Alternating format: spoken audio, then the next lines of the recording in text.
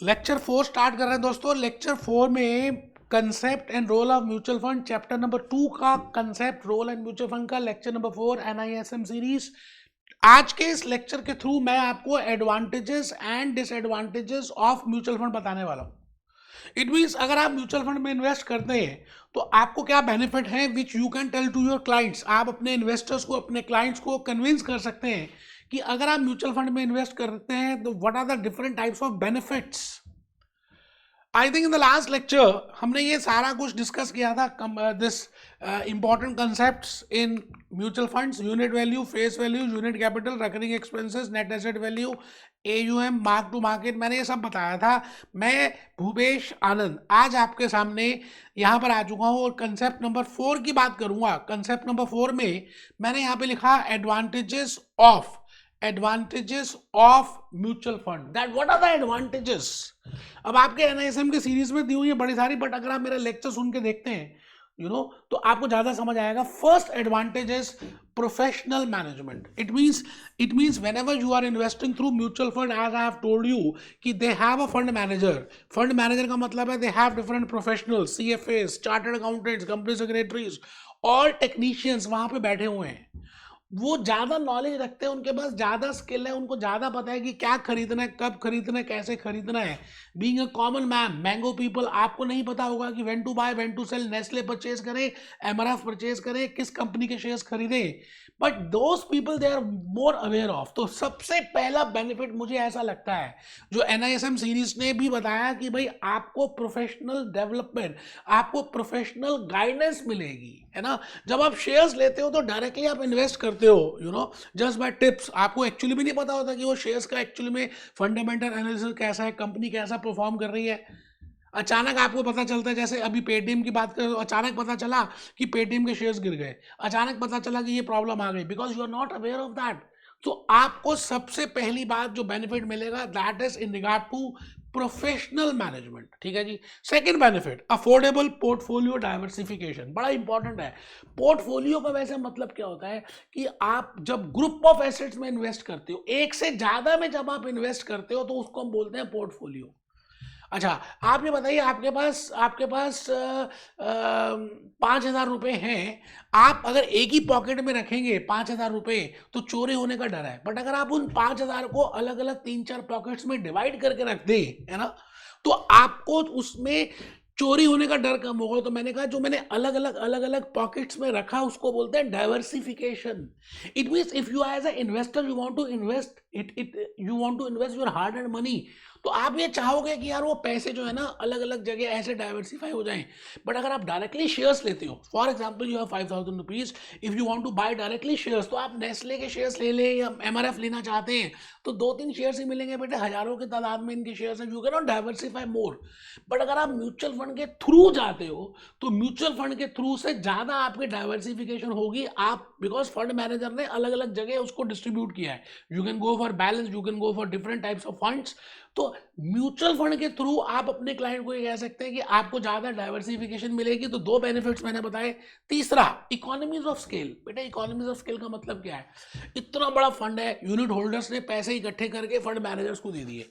Fund managers की research committee है, research कर रहे हैं। अच्छा, जब वो रिसर्च कर रहे हैं तो सभी के लिए कर रहे हैं। So when they are doing analysis, when they are doing fundamental analysis, when they are doing technical analysis, ultimately total number of unit holders ज्यादा हैं तो पर यूनिट कॉस्ट कम आएगी। फॉर एग्जाम्पल आप ये देखिए ना कि अगर हम 10 यूनिट बनाते हो तो एक कॉस्ट होगी, 100 यूनिट बनाते हो तो एक पर्टिकुलर कॉस्ट होगी, 1,000 यूनिट बनाते हो तो एक it means more the number of units less will be the cost. Similarly mutual fund में fund manager has huge funds, huge number of unit holders, तो वो रिसर्च कॉस्ट डिवाइड हो जाएगी। दूसरी फंड मैनेजर कॉस्ट भी divide हो जाएगी, recurring expenses भी लेस डिवाइड हो जाएंगे। तो अल्टीमेटली पर यूनिट होल्डर को बड़ी कम कॉस्ट आने वाली है। तो ये थर्ड बेनिफिट है। अगर आप डायरेक्टली म्यूचुअल फंड के थ्रू करते हैं तो इकोनॉमीज ऑफ स्केल का बेनिफिट मिलेगा। Fourth is transparency. बेटा सबसे इंपॉर्टेंट बेनिफिट है ट्रांसपेरेंसी का। आपके पास पैसे हैं, आप बैंक की एफडी लेते हैं तो बैंक एफडी में आपको बैंक वाले ये नहीं बताएंगे कि वो पैसे कहाँ पे इन्वेस्ट कर रहे हैं, उनके क्या एक्सपेंसेस हैं, कितने पैसे वहाँ से कितना रिटर्न आ रहा है। और in insurance also whenever you go for insurance they will they दोस्त नो डाउट वो इन्वेस्ट करते हैं but they will not tell you each and everything. बेटे म्यूचुअल फंड के केस में ये सबसे इंपॉर्टेंट है कि आपके पास ट्रांसपेरेंसी ज़्यादा है। ट्रांसपेरेंसी का मतलब है कि उसका फंड मैनेजर कौन है, एसेट मैनेजमेंट कंपनी कौन है, कहाँ पे उन्होंने इन्वेस्ट किया है, कितने परसेंट किस कंपनी के शेयर्स लिए हैं, कितना एक्सपेंस आ रहा है, क्या खर्चा है, सारी ट्रांसपेरेंसी आपको मिलेगी तो आपको ज्यादा अच्छा समझ आएगा। It means as an investor of a mutual fund you will get more transparency. So this can be a benefit. Liquidity. बेटे मुझे जब पैसे चाहिए थे म्यूचुअल फंड में तो मैं उसी समय eight any moment of time I can sell my units at any moment of time और विद इन 48 आवर्स में आपको पैसे मिल जाएंगे, है ना। तो आप जब मर्जी चाहे खरीदें, जब मर्जी चाहे बेचें, कोई प्रॉब्लम नहीं है at any moment of time. वो बात अलग है कि you will sell at the market price, जो एनएवी चल रही है आपको पैसे वही मिलने वाले हैं, but the point is you can sell at any moment of time. तो this can be a benefit. अब ऐसा ना, जब आपने ये बेनिफिट्स के मीनिंग समझ ली है ना, तो फिर रटना थोड़ी है, याद थोड़ी करना है। आपने इस लेक्चर को सुना, इसकी मेन हेडिंग्स लिख ली, आपने एमसीक्यू पेपर करना है tax deferral, very very important. Tax deferral आपको दिख रहा है, टैक्स डेफरल। बेटा टैक्स डेफरल इतना इंपॉर्टेंट है कि मैं आपको क्या बताऊं। टैक्स डेफरल का मीनिंग है कि आप जो टैक्स पे करेंगे वो उसको डेफर कर सकते हैं। फॉर एग्जांपल आपने बैंक एफडी 1 लाख रुपए की ली, उसमें 10% का आपको इंटरेस्ट मिल रहा है, 10,000 रुपीज का इंटरेस्ट मिलेगा every year. even if you have not withdrawn that interest, even if you have assumed that वो reinvest कर रहे हैं cumulatively, still you are liable to pay tax on that 10,000 rupees every year. But mutual fund के case में ऐसा नहीं है। आपने 1 लाख रुपए म्यूचुअल फंड में लगाए, 5 साल तक आपने री इन्वेस्ट किए और 5 साल के बाद आपने मेच्योरिटी अमाउंट लिया, तो यू हैव टू पे टैक्स आफ्टर 5 years। आप मेरी बात को समझ रहे हैं? इट मीन्स एफडी को देखें तो आप हर साल पेमेंट कर रहे हैं, है ना। But if I go for mutual fund you are paying after 3 years, after 5 years, या जब भी आप सेल करते हैं, it means I can defer my tax. Next benefit is convenient options. बेटे आपको मैं आप क्या बताऊं दोस्तों, इतना सिंपल है ये कन्वीनियंट ऑप्शंस और दिस इन्वेस्टमेंट कंफर्ट कि with in a click of second आप आराम से मोबाइल ऐप से गूगल प्ले स्टोर से उनका ऐप डाउनलोड कर लीजिए। With in a click of second you can री invest, you can withdraw your money, you can एक बार केवाईसी करानी है, आपका पोर्टफोलियो बन गया तो आप जब मर्जी जितनी बार मर्जी, लेस डॉक्यूमेंटेशन है, डॉक्यूमेंटेशन है ही नहीं, पहली बार डॉक्यूमेंटेशन लगेगी, उसके बाद तो आप जैसे मर्जी जब मर्जी पैसे जमा कराएं, पैसे विड्रॉ करें, सेल करें, ट्रांसफर करें, वेरी इजी फॉर इन्वेस्टर्स। तो आप as a mutual fund distributor अपने क्लाइंट्स को ये कह सकते हैं कि आपको ये बेनिफिट्स होंगे। जो नेक्स्ट बेनिफिट है ना, जो मैं बताना चाहता हूँ, उसका नाम है सिस्टमैटिक अप्रोच टू इन्वेस्टमेंट्स। मैंने क्या किया है कि इस बेनिफिट की वजह से म्यूचुअल फंड को मैंने लिया।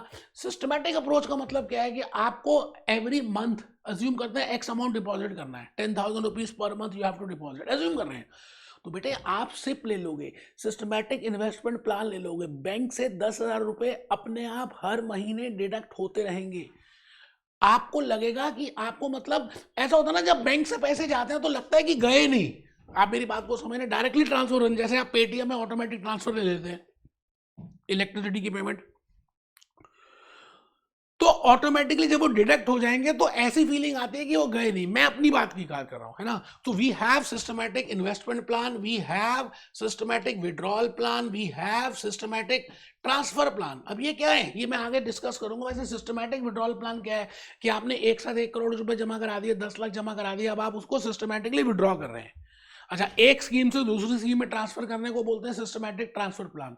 तो आपके लिए एडवांटेजेस मोस्ट इंपॉर्टेंट है, पेपर में बार बार आ रही है, आपको करके जानी चाहिए। कहते हैं कि हर चीज का बेनिफिट और लॉस भी है। तो मैं अभी इस समय आपके सामने आ रहा हूं, what are the disadvantages, what are the disadvantages means what are the negatives of mutual fund. तो आइए जी, मैंने इसको कंसेप्ट नंबर 5 में लिखा है कि भाई these are the benefits of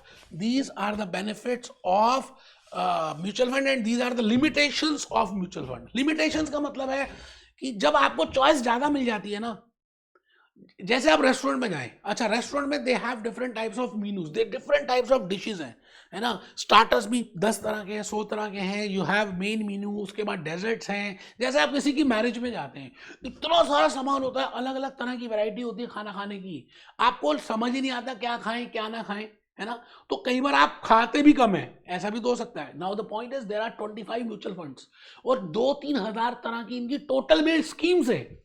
अब आप कंफ्यूज हो जाएंगे कि मैं कौन सा म्यूचुअल फंड लूं, एचडीएफसी में जाऊं, आईसीआईसीआई में जाऊं, एक्सिस में जाऊं, एसबीआई में जाऊं, आईसीआई लोम्बार्ड में जाऊं और उसकी कौन सी स्कीम में इन्वेस्ट करूं। बेटे उसी के लिए तो म्यूचुअल फंड डिस्ट्रीब्यूटर है। तो अब होगा क्या कि जब आप बड़ी सारी चीजें देखेंगे ना, तो अल्टीमेटली आप अपनी डिसीजन को डेफर ही कर देंगे कि ठीक है बाद में इन्वेस्ट करेंगे। It is a human tendency, ठीक है। तो कुछ लिमिटेशंस हैं। तो मैंने कहा जी पहली लिमिटेशन है choices are overloaded. Choices overloaded है, ये पहली मैंने एक्सप्लेन कर दी कि आपके पास बड़ी तरह की चॉइस है। 25 तरह के म्यूचुअल फंड है, उसकी 2-3 हजार तरह की स्कीम्स हैं। तो आप कंफ्यूज होने की संभावना ज्यादा होगी और अल्टीमेटली आप इन्वेस्ट ही नहीं करोगे। तो चॉइस ओवरलोडेड है। अच्छा, लैक ऑफ पोर्टफोलियो कस्टमाइजेशन। मैं बड़ा प्यार से बताना चाहता हूं कि कस्टमाइजेशन, जैसे for example you want to invest in a long term capital fund, ठीक है। तो आपने एचडीएफसी का लॉन्ग टर्म कैपिटल फंड ले लिया, बट आपको ऐसा लगता है कि आप लॉन्ग टर्म कैपिटल फंड में you don't want to invest in TCS, but आपका फंड मैनेजर आपकी बात नहीं सुनेगा। फंड मैनेजर अपने हिसाब से चलेगा, वो टीसीएस में इन्वेस्ट कर सकता है, वो किसी कंपनी का शेयर सेल कर सकता है, बट द पॉइंट इज आप उसको डायरेक्ट नहीं कर सकते। तो ये एक नेगेटिव है कि आपके लिए कस्टमाइज होकर वो पोर्टफोलियो नहीं बनाएगा, वो सबको देखकर अपनी कॉम्पिटेंसी के हिसाब से बनाएगा। तो you will not get customise support, customise portfolio की सपोर्ट आपको नहीं मिलेगी, है ना। तो this can be a negative. अच्छा, चॉइस ओवरलोडेड मैंने बता दिया। अच्छा, no control over cost. I think मैंने आपको ये बताया था कि fund manager charges some cost, वो तो रेगुलेटेड है सेबी से। अच्छा, सेबी हमेशा इन्वेस्टर्स के पॉइंट से बात करती है। मैंने अभी क्या बोला, security exchange board of India हमेशा it will always talk for the benefit of investors. वो तो ठीक है हम रेगुलेट करते हैं, but there are so many other types of recurring expenses. जैसे आप डिस्ट्रीब्यूटर बनेंगे तो आपको कमीशन मिलेगी। There are so many service providers जिनको हम कुछ कमीशन पे करेंगे या कुछ चार्जेस पे करेंगे। अब बेटा उसका कंट्रोल नहीं है, ये भी एक नेगेटिव है कि we don't have that control. तो आपके सामने मैं ये कहना चाहता हूं कि these are the negatives and these are the advantages of. Negatives 3 ही है आप देखिए, और एडवांटेजेस अगर आप देखें तो एडवांटेजेस बड़ी सारी है दोस्तों। एडवांटेजेस मैं आपको करके दिखाता हूं। ये 10 एडवांटेजेस है, 10 एडवांटेजेस है और 3 नेगेटिव्स है, और नेगेटिव्स तो सभी में होता है यार। तो आप एज ए इन्वेस्टर, आप as a mutual fund distributor अपने इन्वेस्टर को इस तरह से एक्सप्लेन कर सकते हैं। प्लस उससे पहले आपको अपने पेपर के लिए पेपर के लिए प्रिपेयर करना है, तो आप प्लीज नोट करें बेटा, ये मेन हेडिंग्स तो नोट कर लें। इवन इफ एमसीक्यू आ रहा है तो मेन हेडिंग्स तो नोट करो।